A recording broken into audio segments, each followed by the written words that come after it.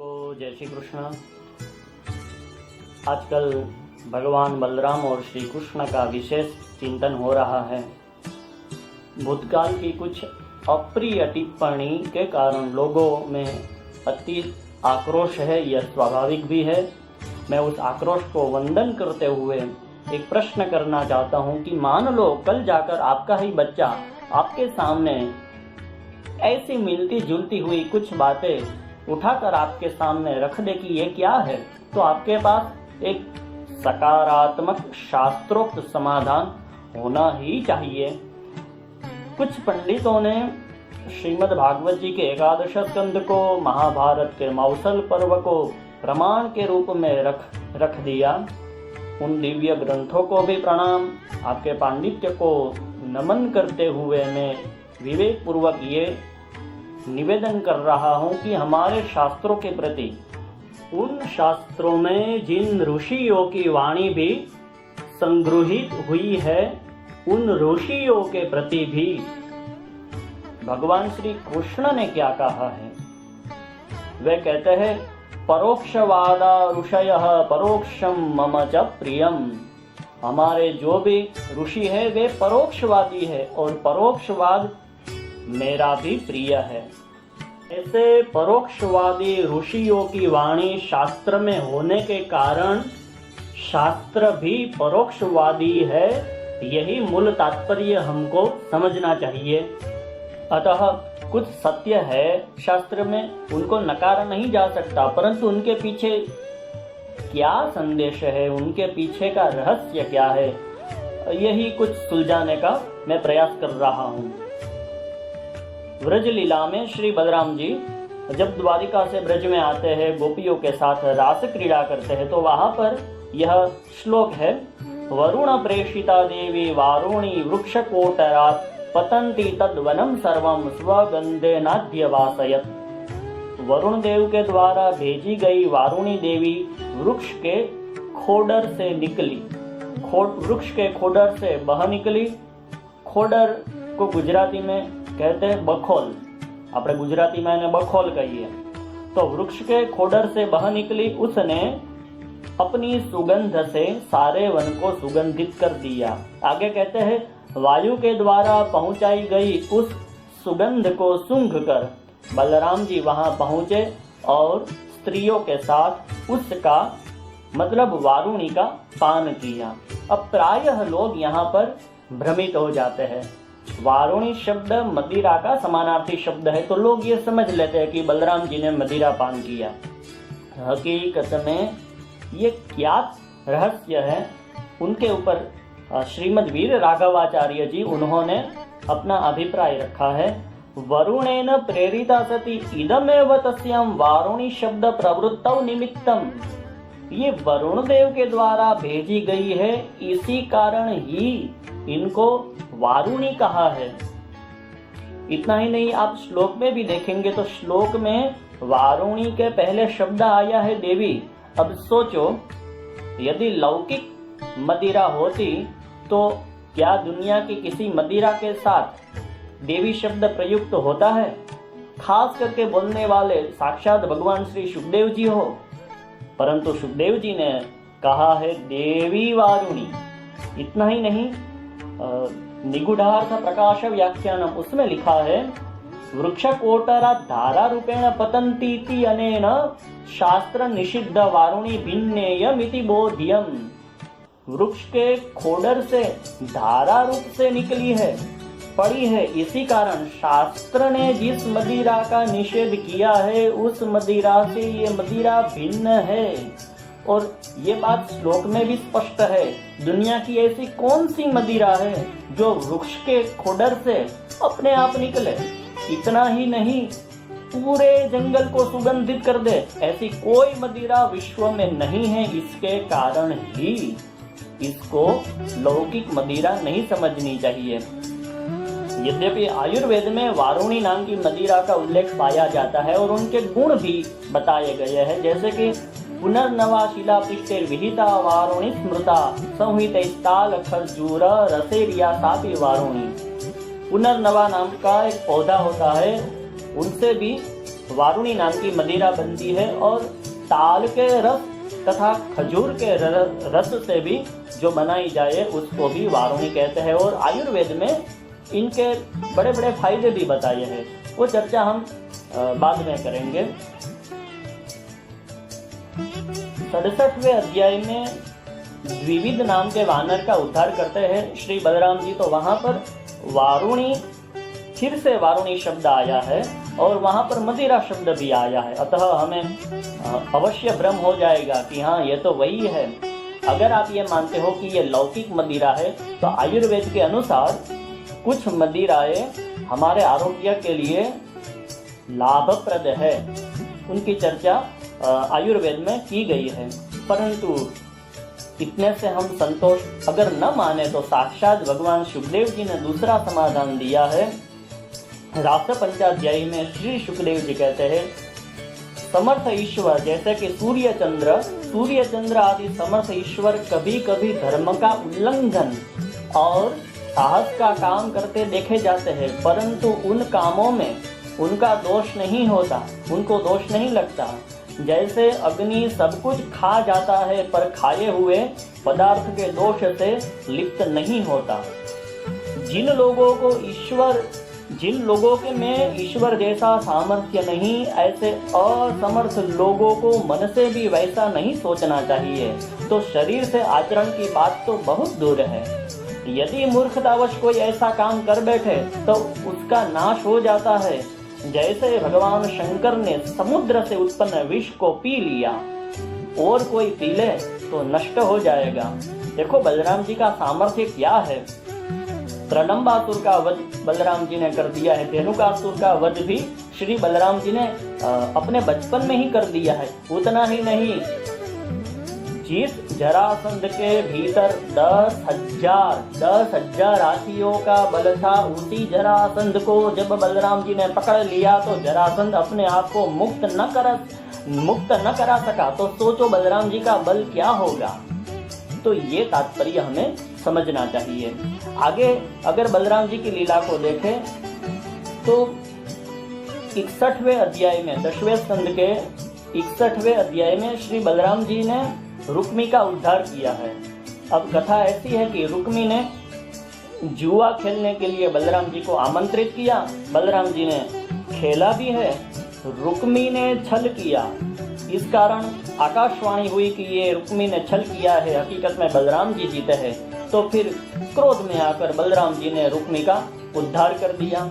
अब प्रश्न होना चाहिए, अरे भगवान होकर जुआ खेलते हैं, ये भ्रम हमें होता है। परंतु रुको, सुखद समाधान है। श्रीमद् भगवद गीता में साक्षात श्री कृष्ण ने कहा है, द्यूतम छलयतामस्मि, छल करने वालों का द्यूत माने के जो जुआ है वो मैं हूँ।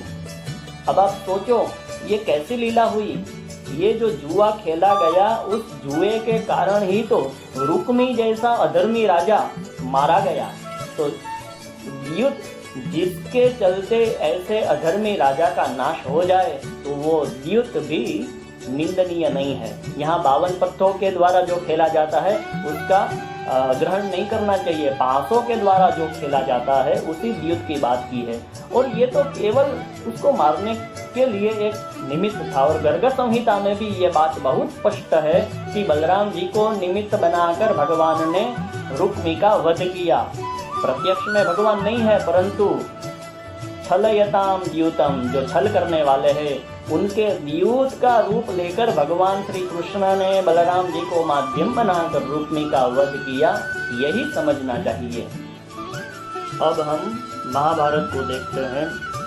महाभारत में स्त्री पर्व के अंतर्गत स्त्री विलाप पर्व अध्याय 25, उसमें गांधारी ने श्राप दिया है भगवान को, हे मधुसूदन, आज से 36वें वर्ष में आपके सभी भाई मंत्री और पुत्रों का नाश होगा। अंत में निंदित रूप से आप भी मृत्यु को प्राप्त करोगे। ऐसा लंबा चौड़ा एक श्राप दिया है।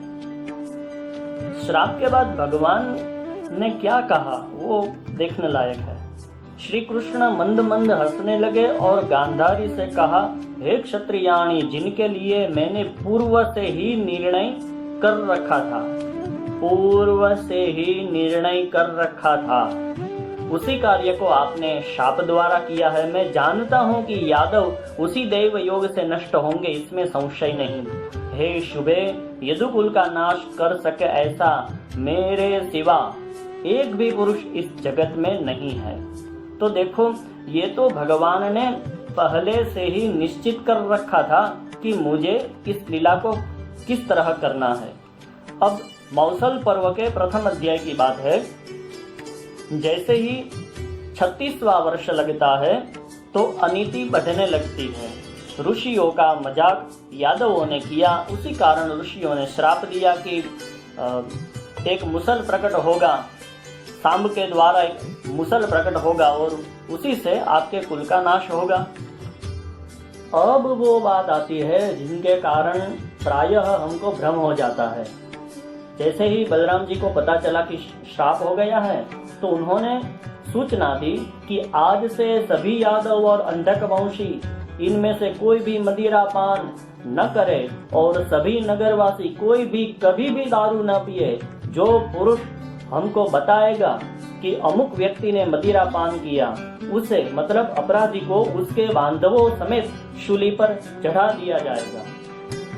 तो इस सूचना से हमको ये जब हम पढ़ते हैं तो हमको भ्रम होता है कि क्या द्वारिका में दारू बनती थी, ऐसा होता था, फलाना ढींगा, ऐसी भ्रमणाएं होती है। परंतु रुको, जहाँ जगत गुरु श्री कृष्ण निवास करते हो वहां की प्रजा अगर दारू भी पिए तो उनके पीछे कुछ बड़ा तात्पर्य होगा।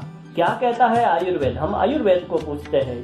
मध्यम स्वभावतः प्राज्ञै यथैवान्नम तथा स्मृतम अयुक्ति युक्तम रोगाय युक्ति युक्तम रसायनम। अर्थात बुद्धिमानों ने कहा है कि स्वाभाविक रूप से मद्य अन्न के समान है, बिना युक्ति के। अर्थात आयुर्वेद ने जो उपाय और नियम बताए हैं, ध्यान से सुने, आयुर्वेद ने जो उपाय और नियम बताए हैं उसको न मानकर मन माने ढंग से उपयोग करने पर रोग होता है। नियम से उपयोग किया जाए तो रसायन है। प्राणः प्राणभृतामन्नं तदयुक्त्या निहन्त्यसुन विषम प्राणहरम तच्च युक्ति युक्तम रसायनम। प्राणधारियों का प्राण है अन्न, फिर भी नियमों का उल्लंघन करके आप अन्न को लोगे तो वह प्राण को नष्ट कर देता है और इसे ही तो हम फूड पॉइजन कहते हैं। विष जो है वह प्राण हरने वाला है, पर उचित नियम और उपाय से उपयोग करने से रसायन हो जाता है।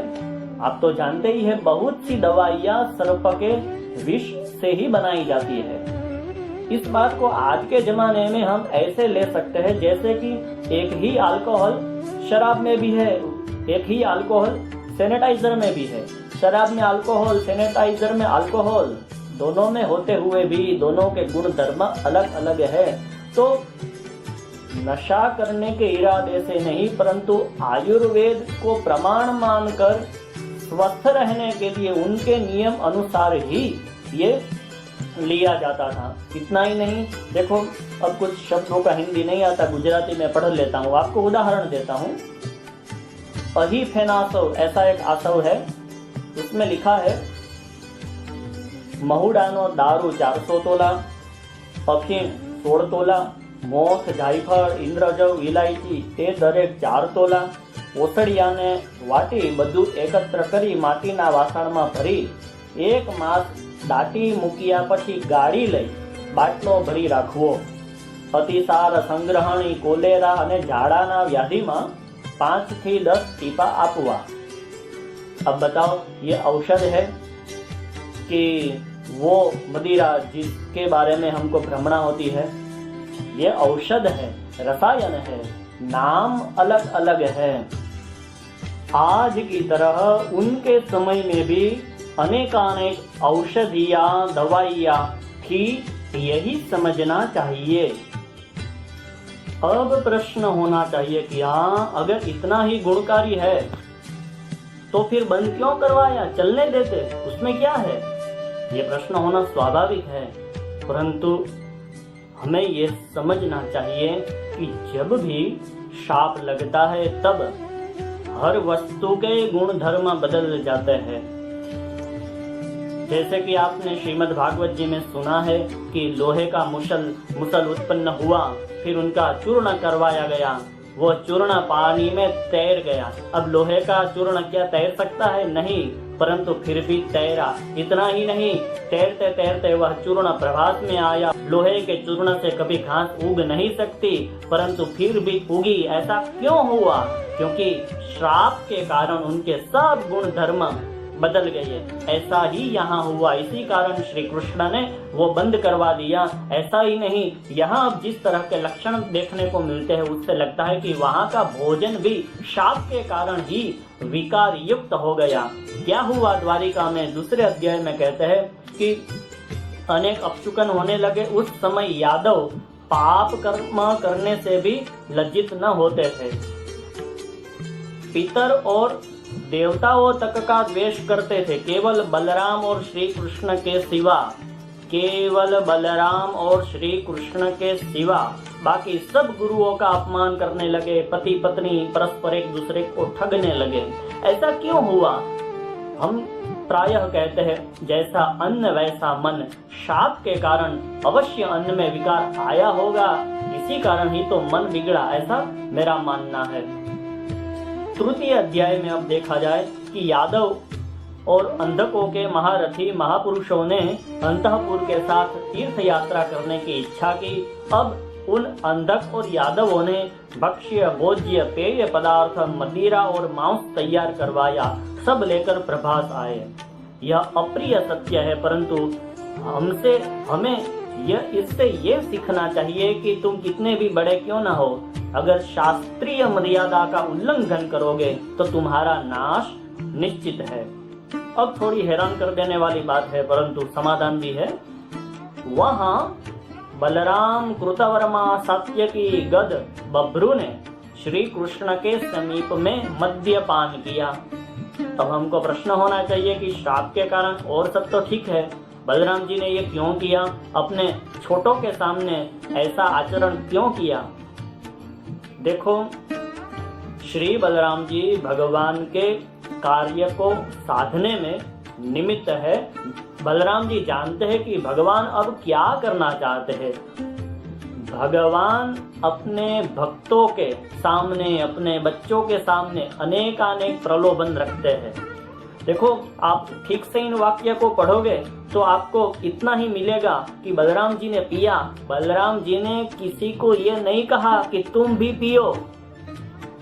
इसका अर्थ ये है कि भगवान हम सब के सामने, उनके बच्चों के सामने, अपने भक्तों के सामने अनेकानेक प्रलोभन रखते हैं और देखते हैं कि ये लोग प्रलोभन में फंसते हैं कि नहीं फंसते हैं। अगर प्रलोभन में नहीं फंसते तो बुरी तरह से न मरते, परंतु ये लोग फंस गए ना। और देखो, धर्म संस्थापन का अर्थ है, धर्म का अर्थ है क्या करना। यह तो सिखाना ही सिखाना है, परंतु क्या नहीं करना है यह भी सिखाना चाहिए। भगवान ने अनेकानेक उपदेश और आचरण के द्वारा क्या करना चाहिए, विधि निषेध, वो तो सब बताया ही बताया, परंतु बड़ा संदेश हम सब के सामने रखा। भगवान ने स्पष्ट संदेश रखा है कि तुम्हारे बाप दादा साक्षात श्री बलराम या साक्षात श्री कृष्ण क्यों न हो, अगर तुमने शास्त्र की मर्यादा को तोड़ दिया तो तुम्हारा नाश निश्चित है। ये केवल सिखाया ही नहीं बल्कि दिखाया भी। इतना बड़ा संदेश देने के लिए अपने कुल का बलिदान दे दिया, और यही है धर्म संस्थापन। वे जानते हैं, दूसरी बात भी बता दूं, वे जानते हैं कि यह धर्म संस्थापन समाज में, संसार में किया हुआ है। संसार परिवर्तनशील है, तो धर्म की व्यवस्था भी कभी डामाडोल होगी, बिगड़ेगी, बदलेगी। इसी कारण ही तो कहा है गीता जी ने, धर्म संस्थापनार्थाय संभवामि युगे युगे। तो इस पूरी बात को इस तरह से समझना चाहिए, ऐसा मेरा मानना है। और फिर भी अगर भगवान सोमनाथ शंकर भगवान क्या कहते हैं बलराम जी के बारे में, अभी भी अगर संशय रहा है तो बड़ी बात, अब ये शंकर भगवान बोल रहे हैं, असदृशो यह प्रतिभाति मायया शिवेव मध्वासव ताम्रलोचनः। देखो, बलराम जी का एक नाम है संकर्षण, और उन संकर्षण भगवान की स्तुति करते हुए भगवान शिव जी कहते हैं, आप जिन पुरुषों को मधु आसव आदि पान के कारण अरुण नयन और मत वाले जान पड़ते हैं, वे माया के वशीभूत होकर ही ऐसा मिथ्या दर्शन करते हैं। ये भगवान शंकर ने स्वयं कहा है। एक विशेष बात, वर्तमान समय में आयुर्वेद के उचित नियमों का पालन न होने के कारण प्रायः सभी मदिरा सामान्य लोगों के लिए घातक ही है। अतः उनसे दूरी बनाए रखना, इसी में हम सबका कल्याण है। श्रीमद् भागवत जी के विद्यार्थी भ्रमित न हो जाए, उसी हेतु मैंने इस कुछ सत्य को रखने का प्रयास किया है। और एक विशेष विनंती, वादी या प्रतिवादी दोनों को जब भी कोई शास्त्रीय सत्य मिले, कोई रहस्य मिले, तो पूर्ण विवेक के साथ ही उनको प्रस्तुत करें। अविवेक के साथ अगर हम शास्त्रीय रहस्य को प्रकट कर देंगे तो हमारे शास्त्र हमसे नाराज हो जाएंगे, माँ सरस्वती हमसे प्रसन्न न होगी और भविष्य में अनेकानेक रहस्य से हम वंचित रह सकते हैं। तो सावधानी के साथ हम शास्त्र को न केवल पढ़े, समझने का प्रयास भी करें। भगवान की कृपा तो बनी ही बनी है, बस हम अपनी पात्रता को सिद्ध करते जाएं, उनकी कृपा का आनंद लें, यही विनंती है। जय सोमनाथ।